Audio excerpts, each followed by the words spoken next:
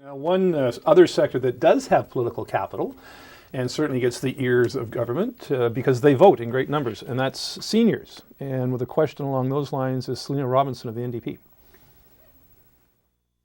John Horgan, Judy Darcy, and I have been hosting seniors forums this past year all across the province.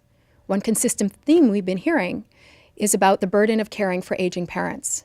More recently, the BC Care Providers put out a report talking very specifically about this sandwiched generation, the generation that's taking care of young children and aging parents. What do you think this government's response should be to that sandwiched generation? That report, very interesting, calling for, I think, well more than $1 billion over a period of years poured into programs to assist seniors and people who are being squeezed, the sandwich generation, looking after their millennials and their aging seniors. So there's a lot of money attached to this, but I would think politicians would be smart to at least listen to this particular argument because, as I say, these people vote in much greater numbers than millennials do. Yeah, absolutely. What's the stat? More people voted who are over the age of 85 in the last BC election than under the age of 25. Yes. Just really astounding to think about.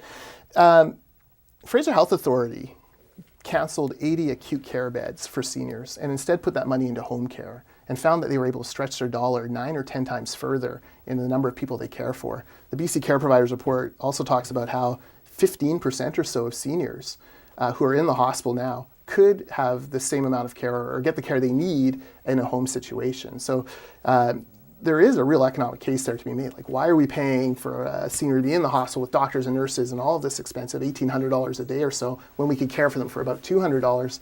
There's a good taxpayer case for that. It seems the whole area of policy area of seniors is just going to start growing exponentially as more and more people, the baby boomers, shift into retirement years.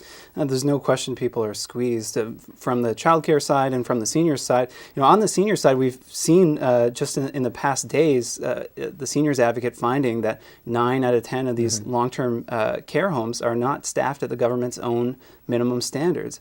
It's absurd, and at the same time, we're underinvesting in home care.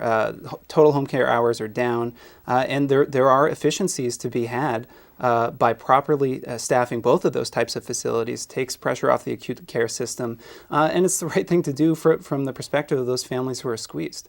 I would think, Jordan, that the budget is going to have some sort of new dollars here to tackle this problem. Not to the extent that Mike Klassen's organization is looking for, but certainly more than is there right now. Yeah, I would be shocked if there wasn't some sort of announcement on this because, like you said, they are such an important voting group.